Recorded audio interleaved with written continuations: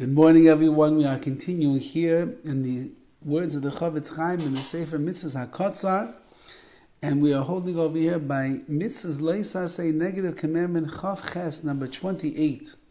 Shaloi ligdoid v'lisroid b'bsarai. A person is not allowed to make gashes or incisions in their flesh la'avodah zarah for the sake of worshipping avodah zarah. Nor are they allowed to make these incisions and cut themselves because it's a way in which they would be mourning over the loss of a relative or someone that is close to them. Shenema, like it says in the pasuk, lo yisiz goydedu, you should not gash yourself. Hamesaret b'sarai al mesa, if a person ends up cutting into their flesh over a deceased person, this is the way that they would like to show that they are mourning.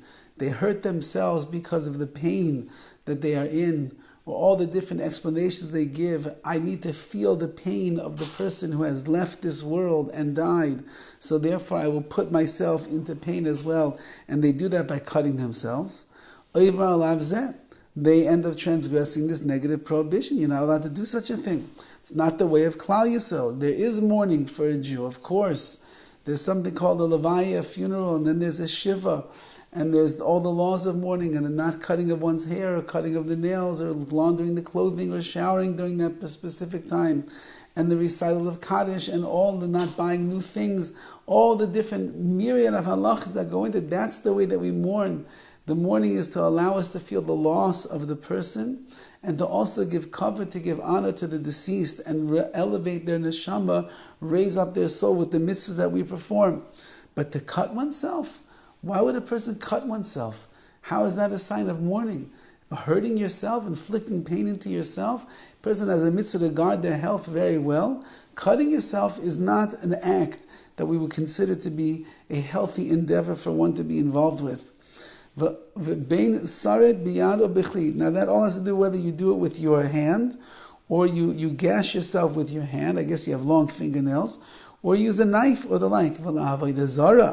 However, when it comes to cutting oneself for the sake of worshiping idols, if you do it with an instrument like a knife, chayav malchus, then you deserve to get lashes. Ubiyad, if you do it with your hand, pater, then you're going to be exempt from punishment, because that's not the prohibition that the Torah is speaking about. And included in this mitzvah of loisis gaidedu, of not making gashes, is another way to understand it, which is shalalasais agudas. You cannot make different groups of people performing mitzvahs. Sis gaidedu, and the word aguda, which means groups, is derived from there as well. What does that mean? You can have two Jewish courts in one city, and one follows one practice and one follows the other practice, which means if there are universal practices and halachas that are kept, and one bezdin says, no, we're going to do like this, and the other one says, no, we're going to do like this, so then you have within one city, you have two factions of people that are keeping halacha very differently, and in the same exact mitzvah, and therefore that doesn't look good. That looks like there's two Torahs. It looks like there's two different Torahs that people are keeping, and that's an issue. So if you would live in Ir Achas in one city, now our cities today don't really apply to this, because there's so many people, and there's so many different colors and stripes and of Jews that are in every single place. So therefore, a person would be allowed in our generation. For example, right now we have the Sefer where people do not cut their hair nor listen to music. So there are two halves, as we say.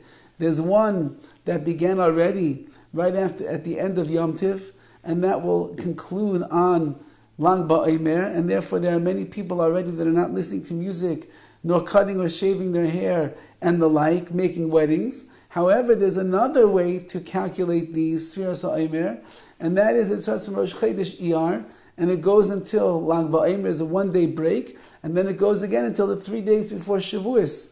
So for those people, they are still listening to music and still cutting their hair. It's one halacha with two different ways that is being kept. So it looks like Lacy is good. It looks like we are breaking up into different factions and groups of people that keeps mitzvahs. However, since that our cities are so big, and there's many Bati Dinim, there are many courts, and there are many different kinds. You have Ashkenazim and Sephardim and Hasidish. And even within the Ashkenazi world, you have those that are aligned with the Ramah and those that go with the tradition of Lag BaOmer, so on and so forth, depending on what your background is, where you come from, and the like. And therefore, it's not considered one city. It's a large city with many, many different factions already, and therefore people can do what they like. If in fact you would live in one city, for example, there's a place in New York called Square. So that's one city where everybody there is under the umbrella of the Hasidus of Square. Then in that place you'd have to do what the psak, what the halacha is, because if you would do otherwise, that would certainly be considered a case of loisis gaidu, of breaking into different groups and different factions. Have a wonderful day. V'noyeg, or just to conclude, v'noyeg b'chol makayim u'b'choil b'chol zman. This is something that we practice everywhere, all the time. With men and with women, everybody's bound by these halachas. Have a wonderful day, everyone.